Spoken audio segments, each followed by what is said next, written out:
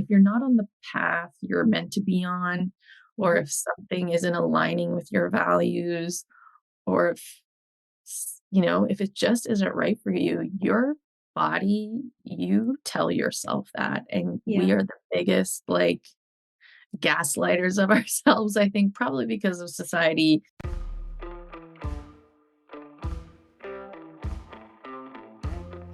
Welcome to a new wave of entrepreneurship by Venture for Canada. Venture for Canada is a national charity on a mission to foster the entrepreneurial skills and mindsets of young Canadians. Our vision is a Canada where young people can equitably realize their entrepreneurial potential to help build one of the most prosperous entrepreneurial ecosystems in the world. Today, I'm really thrilled to introduce you to Shani Gwin, not just because she's an incredible entrepreneur, but because of the way she's redefining communication and tech through an Indigenous lens. Shani is the powerhouse behind pipikwan, one of Turtle Island's most respected Indigenous-led agencies. Her work consistently elevates Indigenous voices and stories in ways that are truly transformative. What also excites me about today's conversation is Shani's new venture, Wasigan Kisuwatsuin, an Indigenous-powered AI tool tackling bias and racism online.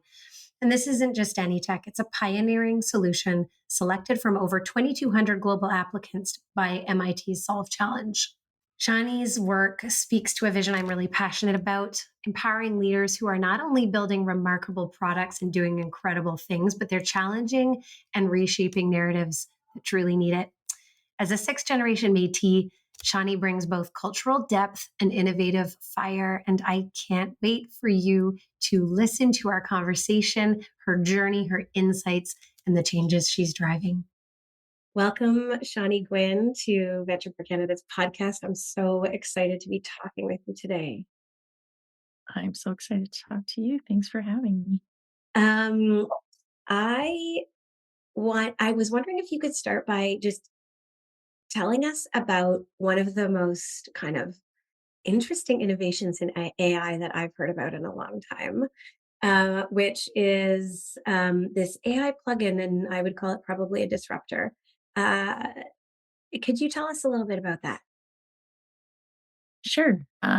We've created a prototype for a new sort of concept around artificial intelligence, and our the company, I guess, it's a company now. So it's called Wasigan Kisawatsuin, which translates directly to kind electricity. Mm, And the elder actually shared when we received the name that traditionally thunder, like, was a very loving sound because it meant that the rain was coming, there'd be sustenance for life, there'd be cleansing of the earth. Um, but, like, in modern day, a lot of people get scared when they hear thunder. mm, And I oh, that's so interesting because a lot of people are scared of AI, and for good mm, reason, but it could be a really, like, loving and kind tool that really helps us. And so we're looking at using AI and training AI to understand the truths about Indigenous people. There's so much misinformation and a rise in hate speech towards Indigenous people. So I just started looking at AI as like a possible helper. I was not shocked, but I was I guess unhappy to see that the solution that I thought would work was being built the same way every other system is being built. It's mm, being built with the perspective it prioritizes the perspective of, like, of the white, cis, able-bodied male, and there's lots of papers, it's, like, scientifically proven now that it does do this. There's lots of case studies around using AI and how it treats white and Black people differently. I know self-driving cars weren't seeing Black people for a while. I don't know if that's still happening. So basically, when we were like, oh, we'll use AI, we were like, oh, we really have to start at the beginning. We have to teach it all of this stuff and how much misinformation AI already has about who we are. So, mhm. yeah, we have a working prototype. We're excited to see how it moves forward. And what is it going to do? What is the project? What is the concept behind it? How does it work? So there's because it came away in such a, I guess, as most ideas do, you're like, "Oh, I can fix this problem." But once I got into the fixing of the problem, I was like, "Oh, there's actually this other need." So the first part of it is that it's gonna work sort of like, any kind of tool that runs in the background that, analyzes your writing. Mhm, So for non-Indigenous people, it's sort of that helper. It's like you can ask it the questions that you might ask an Indigenous person, mm, because you're scared or because you don't know. It's there to help take the emotional labor off of Indigenous people because we do a lot of that work of mm, educating and tackling misinformation and advocating on our own. mm, So if you were writing a policy, say you're working for the government of Canada, you're writing a policy that's going to directly impact Indigenous people. Hopefully, you've already engaged them and you're writing about them now. This tool would help you write about them without bias and help correct misinformation that you might have knowingly. Um, and so it's going to help you understand how you're improving over time and things like that. And then there's another tool that we're working on that um, either non-Indigenous people, but it's more for Indigenous people to sort of help monitor your social media around hate speech and misinformation about Indigenous people. mm, So basically, it will hide a comment that it thinks is um, mm, either overt or covert racism. And then when you log in, you can deal with it how you want to deal with it. And so the why it hides a comment is because it just takes one comment and then there's all of this. Ugh, it's terrible. It's just like a downward spiral of like into mhm, the depths of our society that we wish to ignore and mhm, the things that can come out of that are really bad. mm, So we'll hide it and then it'll say to you like, we think this is racist or biased because um, do you want to try to educate this person? Here's what we suggest. So it'll sort of give you a customized response as to like what you could share. mm, And then you can change it however. So it just takes that emotional labor off the Indigenous person and also gives them a choice of like, do you want to hide it? Do you want to mm, deal with it? And then also we're looking at how can we categorize it so that if someone is harassing you online and this is becoming a problem, or even if it's just one terrible threat, that it will help you put it in the format you need to report it to police if you so choose. And so we're actually, I just was at a panel the other day. It was kind of funny. I was sitting between two police officers talking about hate crime, and I'm like, oh my gosh, my team would think this is so bizarre, me just sitting here. Um, but they were really excited and they want to talk about partnerships and how we huh. can work together. But who knows? We'll That's see. good words, Yeah, right? I mean, there's a lot of mistrust between police and Yeah, Indigenous people, yeah, so their words, they're I just wanna but yeah, we wanna mm, work with community to see, like, what do they wanna see it do, so mm.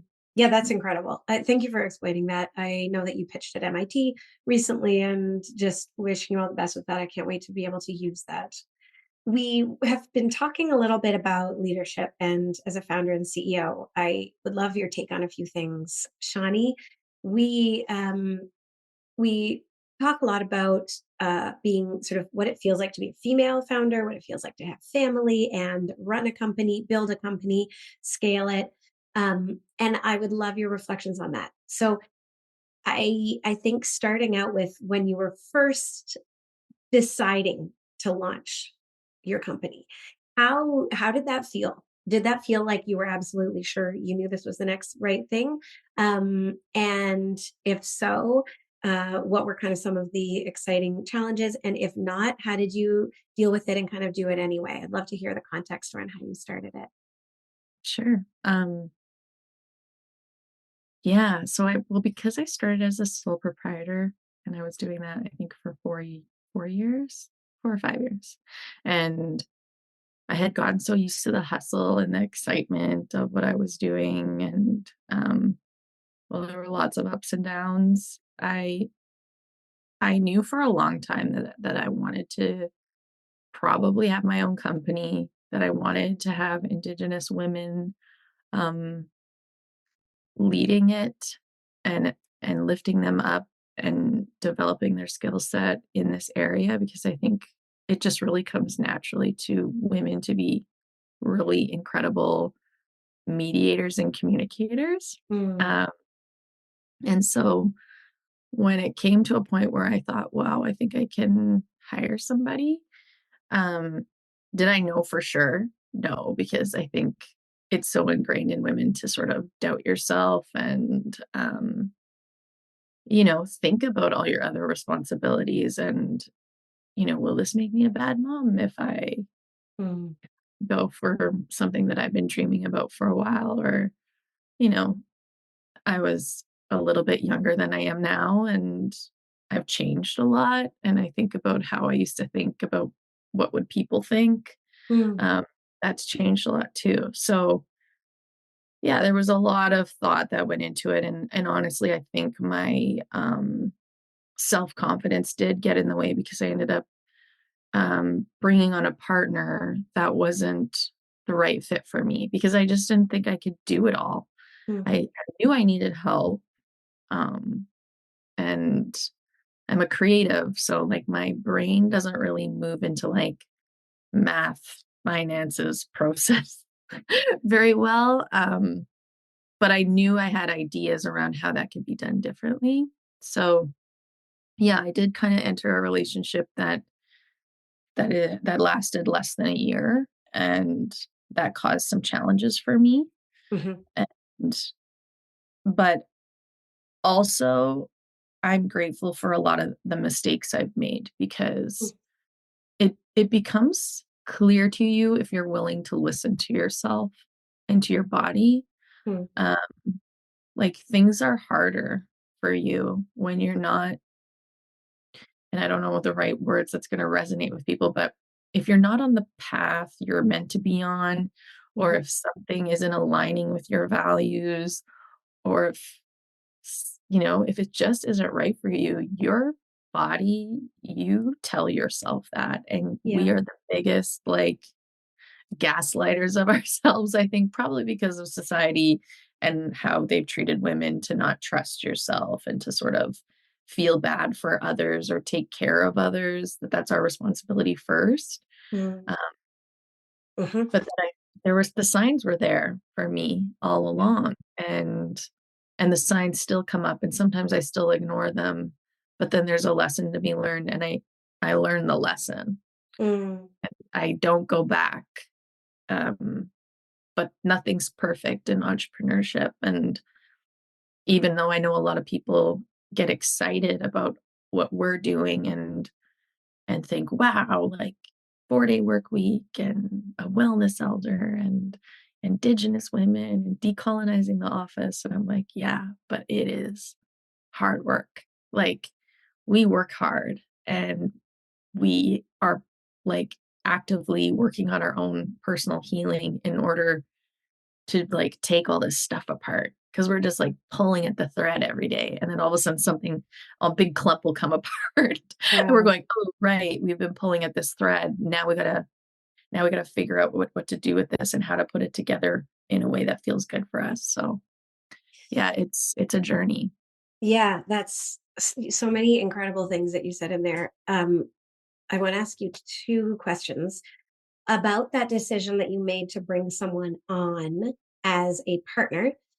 Where do you think that fear came from? And we were talking on Monday a little bit about um, the way we visualize leadership and where that comes from. Do you think that your fear came from the way you thought leadership had to look, the way you thought being a CEO had to look and feel, and that it didn't actually look and feel like that because you could make it whatever you wanted, which was the words that you were sharing with me about a different situation, or do you Right. think it was, or do you think it was something different? That is such a good question. I think I don't know. Oh my gosh, I saw this meme yesterday and it was like, I'm in a constant state of realization, and this cat is just looking so stunned, and anyway, it just made me laugh. That's But adorable I because was like, that's the advice you gave me. You were like, well, if you're thinking about, a next step or you want to branch out into this, you're like, and you're scared of it. You're like, it's probably because you're thinking of it in the way that someone else does that work. You "Yes. can do it how you want. And so Yeah, maybe that's another way to frame the question is when you decided to part ways with that partner, what did you do? Why did it not feel overwhelming? Because you were worried at first it would feel too much. You wouldn't be able to do the work. You didn't know how to run the finances. I don't know what all the things you were worried about. What felt different? Well, I guess, like, it was overwhelming to let him go. It Mm, was extremely overwhelming. I was, like, still in that self-doubt of, like, "Can I do this?" And I had a really good friend who was helping me, at the time being like, "You could do this, and I'm gonna help you." mm, And I think that's the thing about being surrounded by women is, like, we will just figure it out, and we will support each other in ways that are different than the way men will. And I won't say better because there are a lot of ways that men can be incredible. Like my husband's really awesome. He's like so logistical. Like I'll be like, "Oh, what if we did this?" And he's like, "Oh, great idea." And then he just like does it. And I'm like, for me to do like A to B is so tough. mm. But I can see like A to F and he can Ah, also see to F, you know? And I think that's where like our gifts really come together as men and women is like we can really see long term and we can like bring people together and connect and mm, so yeah, when I thought about owning my company, honestly, I think something in my core was like you're not good enough mhm, and you won't be able to do this on your own and probably a lot around failure, like being scared of failing because it was something I wanted so badly. Like I had been thinking about it. I wrote my paper to get into PR school about this yeah, and the opportunity was there. But something that I learned through all of this is that when the opportunity arises, sometimes you just got to go and you just got to trust because mm, something bigger than us is putting that opportunity in front of you and saying, okay. And while there's sometimes I'm like, shoulda, woulda, coulda, what would have happened? I think, I just wasn't ready and I still had lessons to learn and I've learned them. Though I've learned that I can do just about anything, especially when I take care of myself, when I'm feeling good and I've taken time for myself and I take my time to make a decision, mm, um, when I don't feel pushed or pressured, um, I can do anything. mm, Like I literally can. When you think about society in the world, like it all started apparently with the invention of the wheel, right? Like that was somebody's idea that they were like, maybe we can get somewhere faster if we make this wheel. And like, I was like walking downtown Edmonton yesterday. I was like, wow, this is all just someone's idea. mm, And we're all accepted it as our reality. mm. And what incredible ideas. Some of Yeah. them not, but we're still existing in those ideas. And I think that's probably what really laid into my decision around bringing a partner was I was still living in other people's ideas and their expectations Mm, of me as a woman, me as an Indigenous person. And as a young, like I don't know, how old was I? I was in my early 30s, like I think when I started my company as a sole proprietor. So there's mm. still so much of the patriarchy seeped in, um, but that's Yeah. also what drives me is, like, I make it whatever I make it. My ideas can be part of this too, and, you have to be Delulu to make it Tralulu or something like that. Yeah. Oh my God. Yeah. It the other thing you were kind of touching on is like your body and how your body tells you that when something is right. And I think the thing that I've noticed a lot about both myself and those that I work with and coach and manage is that we if we can separate what we want from the how, it's so much easier Yeah. because and that's what I try to do when I'm talking to someone about a really hard decision that they have to make. Is like, "But what do you want?" "Well, I don't know, I don't know." Well, usually I think that what you're saying is absolutely right. There's this full body yes or no. And when you But what we're scared to listen to it because we're scared of the how. So the how is going to mean, oh, I'm going to risk looking a certain way in public, or this person's going to be really mad at me, or I'm going to have to take a huge leap, or I'm going to have to learn something. But if you can separate that how from the yes, at least I think, for me anyway, just knowing without any pressure that I want it. Yeah, I want this. Or no, I absolutely do not want this. And it doesn't matter. I don't have to do anything about it yet.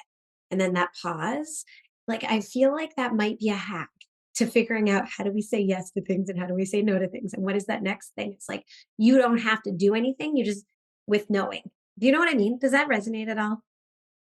Yes, because I have ADHD. I've been unmedicated for a year for some other health reasons, Oh and no. it's been a challenge to like Mm-hmm. not be impulsive because you have like I don't know how much people know about ADHD, but you become incredibly impulsive because of all Yes. Tell these us. other things that are going on with you. So Mm. what I've learned is like it's okay to change your mind. Like if Yeah. you do something impulsively because of the way society and the way that we've been raised, whatever the reason, but sometimes we just feel we have to make that decision. But the truth of the matter is we don't. Almost never do you have to make a decision in the moment unless you're like performing open heart surgery, you know? Yeah. So I think we have to be mindful and remember like I'm not saving lives. Yeah.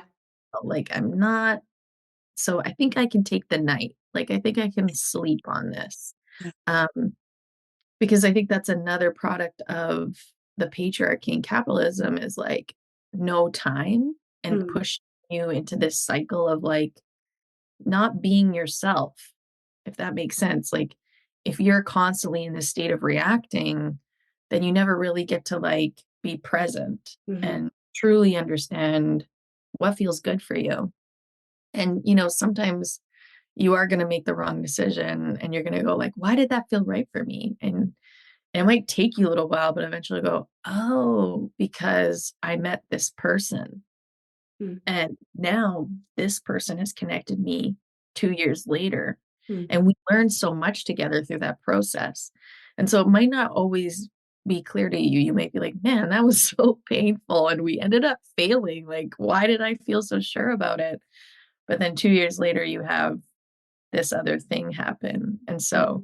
yeah, it does resonate with me. And it's one of the hardest ones to like keep yourself in that space, Yeah.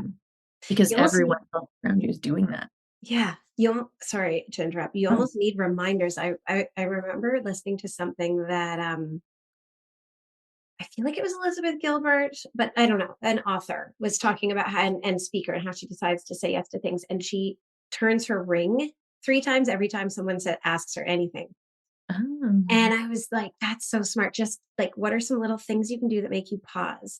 There's this other one who she said, this woman said every time she gets asked anything, like, can you bake cookies for the kids, whatever, to, do you want to step into this role while this person's gone? She'll say, I need to pray on that. And it's a little bit tongue in cheek. She's like, I'm not even religious, but it stops people in their tracks and they don't know what to say back.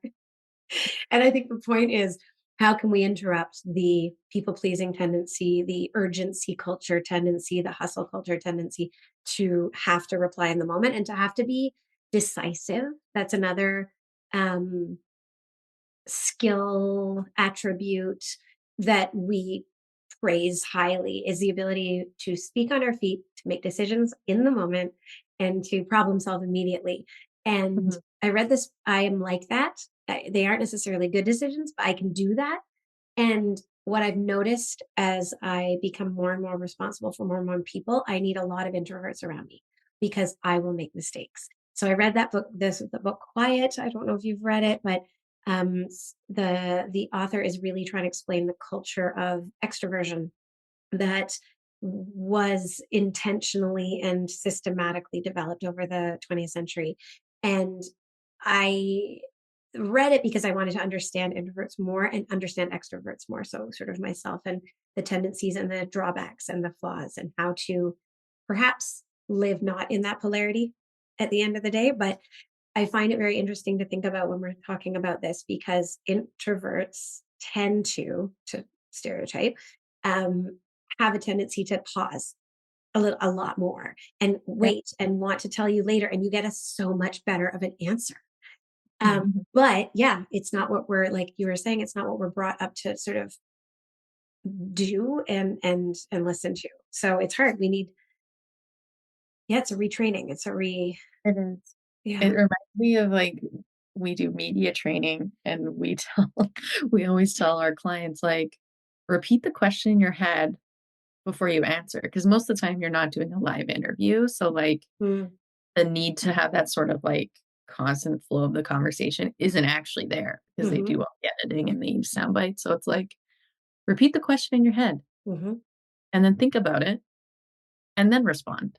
And it's like, that feels weird to do in real life, but it's actually probably a real necessity is just pausing and taking your time and really thinking about things. Like, do you Yeah, do let that? me think about that. Is Yeah. such a valid thing to say. I remember actually, so I after university, I went to college for a PR course as well, and Okay. did media training. And I remember very distinctly. So what we would do is we would media training, and then we would play the interview in front of the whole class, and the class would critique it. Yeah. And we were doing like, high conflict interviews, like about really terrible things. And I Yeah. remember I hadn't prepared for this one question that the interviewer asked because they were good at their job. And I looked down and I needed to gather my thoughts. I thought it was about 60 seconds. It was 7 seconds. And it looked fine or even Yeah. less. It was like not a big deal at all. And I remember them telling us that you end up actually answering the question about 3 or 4 sentences in to what you're saying, or not at all. And not Mm. even when you're trying to deflect like a politician. You're actually just by accident because you, like you said, you haven't re asked yourself the question. So you're thinking aloud, a bunch of verbal diarrhea is coming out. Yeah. Because we're afraid of that pause. We're afraid of silence. Yeah. Yeah. Instead of we're more afraid of the silence than we are of making a mistake, which is so interesting. That's weird. Why I is know, because 'cause I'm like, most of us usually are like, you when you think about it, you're like, "I'm actually more worried about failure or mistakes." Like, that's what you logically think, but Mhm. really, it's this people pleasing Mm, that you talk about that is yeah, there is something there. It was like, we can't have this person hanging, we have to fill the gap, or we yeah. can't be awkward, or what are people gonna think? And yeah, Even it when people actually are sorry. well, I was just gonna say, even when people are given permission, they still are uncomfortable. So at our staff meetings, we ask people to give everybody 30 seconds after the conversation is done to raise any other concerns, questions, comments, just so there's time to think. If 30 seconds doesn't sound like long enough, almost no one can do it. And we joke about it all the time. Like, I know we're supposed to wait 30 seconds. I just can't do it. We can't just sit with that silence. And I don't know why that is. I relate to it, but I don't know why. That is interesting because that's, like, something new that I've started in probably in just in the last 6 months of my life is this concept of listening back. So Mm, I think we're so busy trying to manifest things for ourselves or, like, ask for things, and, like, whether you're an atheist or you're spiritual and or religious, I think everybody in their mind is thinking, like, "I just want this for myself," or if only this was easier. Like, we are setting these intentions and asking for things of ourselves, of something bigger, whatever it is. But we're never really taking the time to just be present and listen back. And so what I mean by that is, like, I am intentionally either trying to go outside or just take, 5 minutes where I'm just breathe. I guess it's meditating, but I'm just really trying to clear the thoughts, mm, or I'm not putting music in my ears, I'm not using my phone, I'm just listening back to whatever is gonna come to me, and so, like, I find, like, being out in nature, it's a good place to start because you start noticing things that maybe you wouldn't notice before, and they might feel like coincidences. You might be like, oh, that's so weird. I was just thinking about that the other day. And now I'm seeing something that's resonating with me Mm, and feels like a message or feels like information. mm, But we get all weird and we're like, that's just a coincidence or mm, whatever. But I find like that's where a lot of my clarity comes from. That's where I get a lot of like downloads of information, whether it's from my own subconscious or for something bigger, is that when I clear that space to truly be present and not, not do that spiral or not be distracted, mm. there's something really beautiful about that in not asking for something and letting it come to you. I don't know if that That is makes sense. so cool. Oh, absolutely. That thing about, well, I heard her, I mean, there was a silly example of my little sister who was just starting art university. She has been creating a wood burning kind of beautiful piece at school. And I ended up showing her pictures completely separately. I hadn't seen the wood burning thing it completely separately. I'd been showing her pictures from our trip, and one of the things that I had noticed in Colombia is the presence of the hummingbird as an image is prevalent everywhere. They have a lot of species of hummingbirds, and it also is very meaningful to them. And then she showed me her stool, and it's hummingbirds and in a completely separate thing. And then I ended up seeing one, and I don't know what that's about, but it is, but just that happens a lot in our lives, and I don't know why we dismiss it all the time, but I think it is a beautiful thing to bring up, and thank you for bringing that up because I think everyone notices it and no one knows what to do with it. Yeah. And honestly, like I think our first tendency is like to look it up on Google or something like that, What or does hummingbird mean? yeah, or ask a spiritual person. But I think a lot of the time it's like, what came to you in that moment? Yeah. Like you might have got goosebumps, but like, did something click or were you like, oh, I felt this when I saw the hummingbird in Colombia, and now I'm seeing it here in this art piece, Mm, and that validates something internally. Like mhm, I had a situation where, so this is our logo, the pink behind me, and the name for pipikwan, pêhtâkwan is my communications and engagement agency, and the name means that we will wake the ancestors across Turtle Island, which is essentially North America. mm, And we use this eagle bone whistle in ceremony here to wake the ancestors, and so that's part of the name. And so I had gone to Mexico, and I was there with my parents who have been separated for like 30 years. And the three of us went together for this wedding and stayed in an Airbnb. Anyway, it was just like this strange experience, but it was really fun. We had a good time. And then I was like, you know what? I'm going to go take a little walk, just have some alone time by myself. And I did some meditation and stuff then, which I guess I was doing that before because this was a few years ago. And I just set an intention. I was like, my daughter really wants me to bring a shell home. And um, I just was like, creator, I'd love to like bring like a nice shell. Like if you could just help me find a really beautiful shell to bring home for Quinn.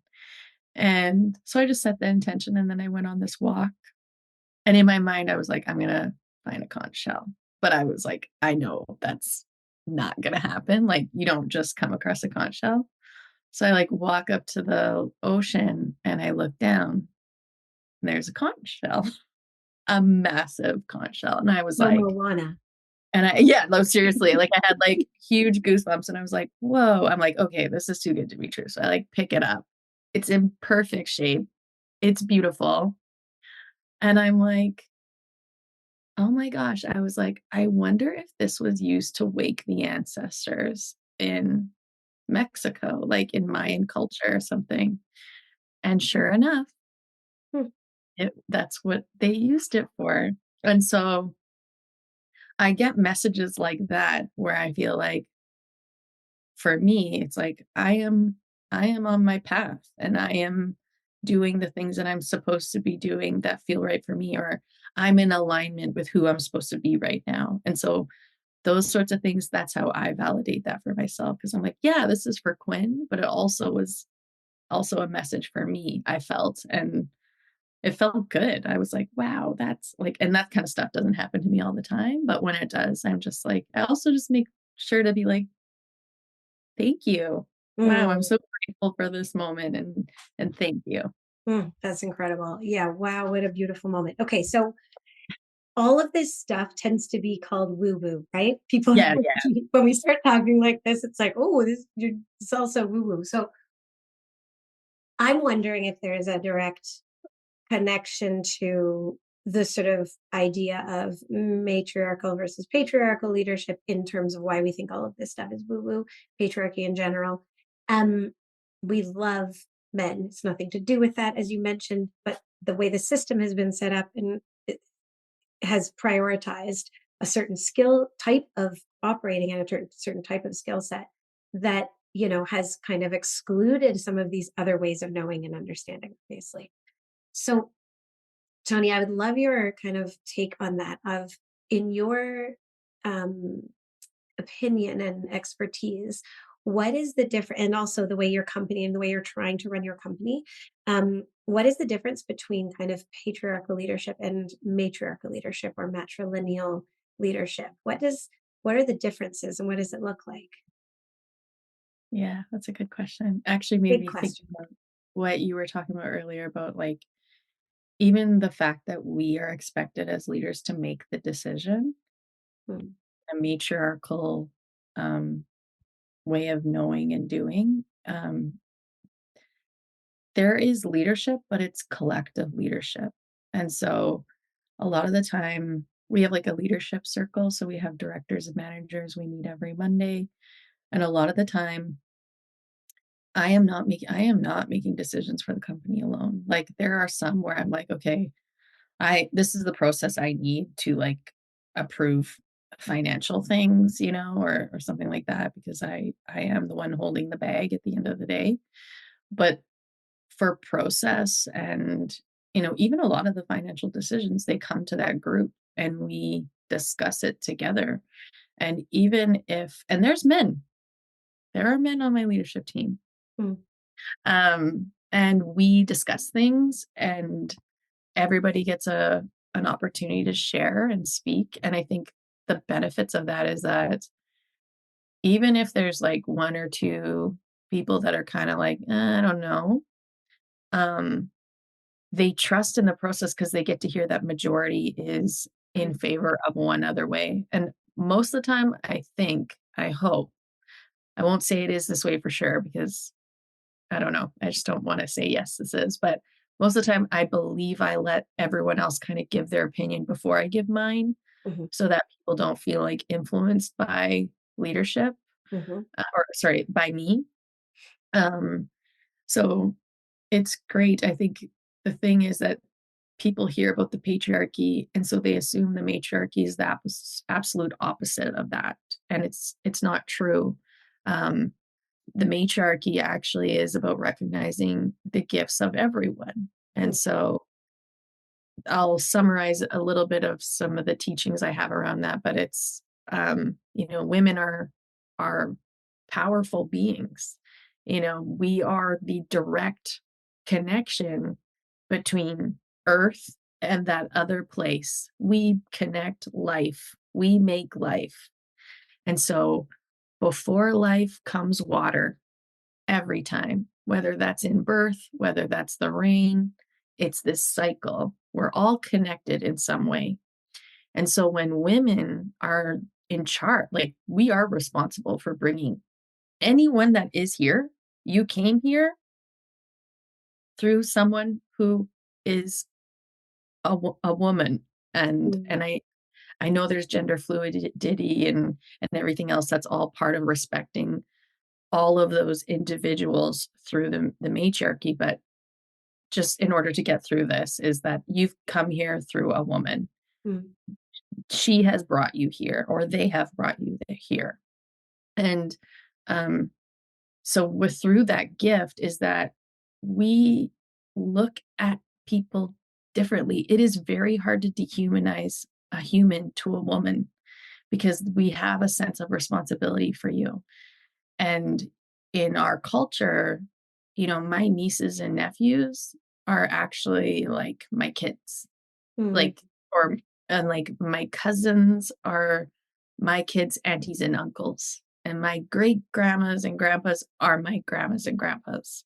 Mm. Like it's not so far removed. It is much more, um, it's more of that sort of closer family loop. Mm. And there isn't that space sort of put between you.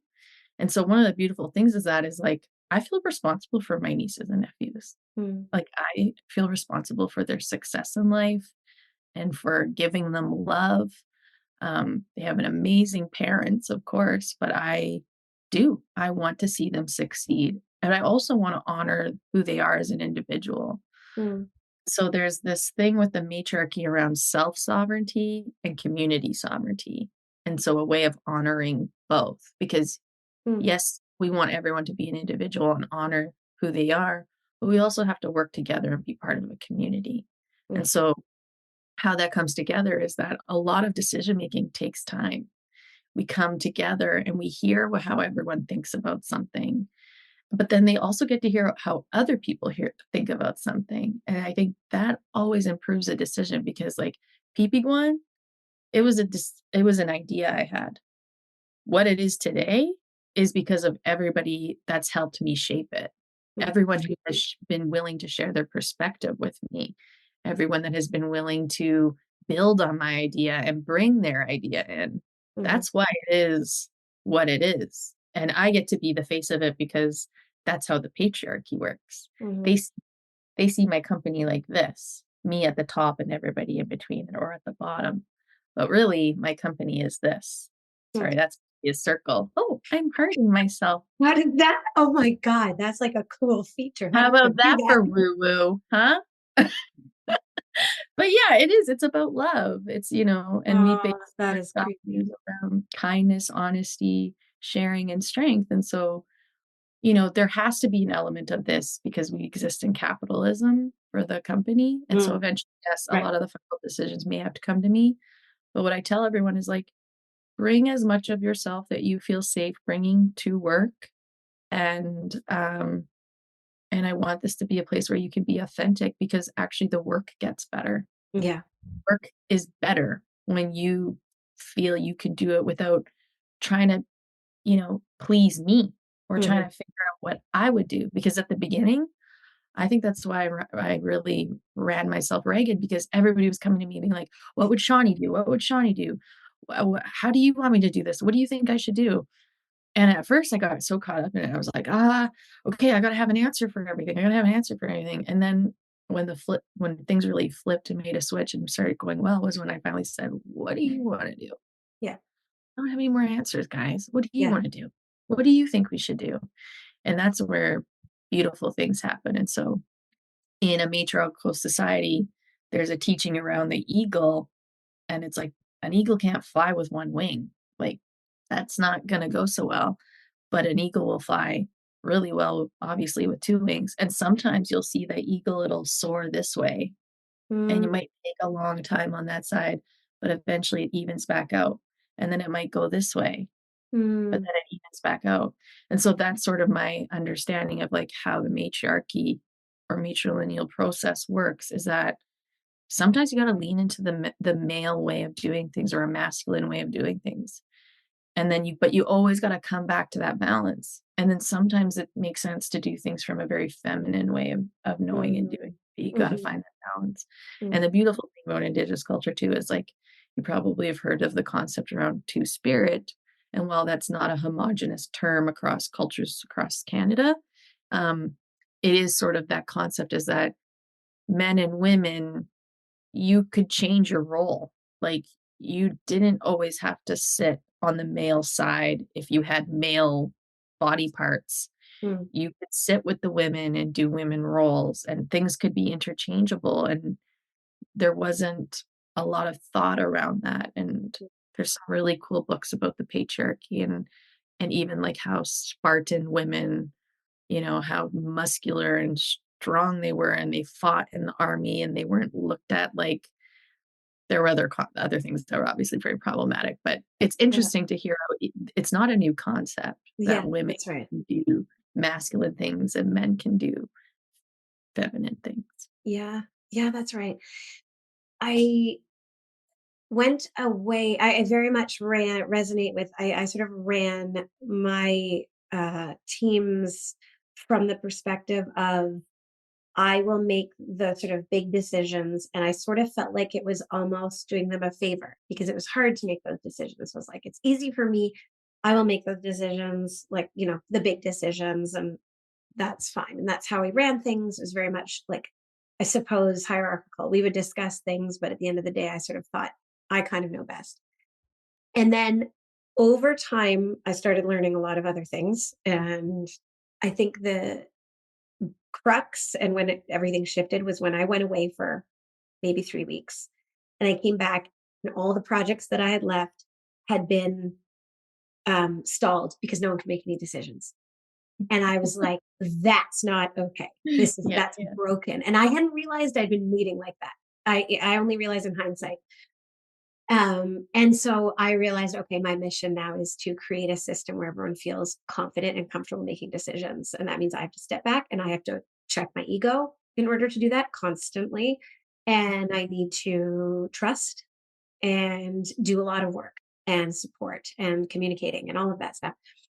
So I had to lean into the other wing a lot more than I had before. And it has made everything so much stronger.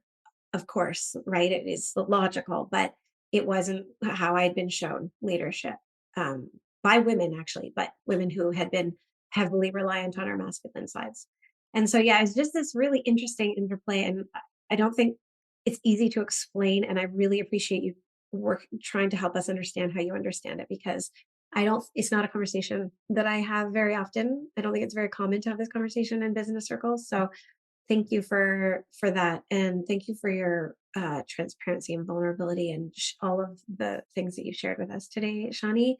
Um, I'd love to talk more with you about this. I'd love to bring you on if you felt like it at some point to help us with some teachings around this stuff at our company. But I have to bring an elder with me, but that'd yeah, be amazing. that they tell these things much better, and they're the right people to tell them. But I also do think like there's elements of those stories that they inspire me every day in the work that I do, and I know it's it's important for us to just constantly be curious and rethink how things are done, Yeah, because had someone not originally been curious, we wouldn't even be living the way that we do right now. I wouldn't be yeah, sitting that's in my right. chair or talking to you virtually.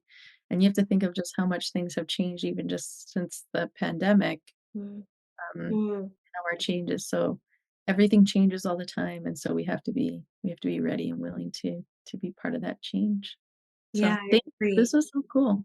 Yeah, it was so cool. And I know it's super early for you where you are, so I hope you get to have a coffee or a tea and enjoy the rest of your day, Shani. Thank you for sharing with us. Yeah, thank you. Thanks for listening to this episode of A New Wave of Entrepreneurship. Stay connected with us via our socials and through our email list. And be sure to subscribe to us in your favorite podcast app so you don't miss our next episode. Have feedback on today's episode? Let us know directly in the app. Thanks again for listening and for joining the new wave of entrepreneurs. Till next time.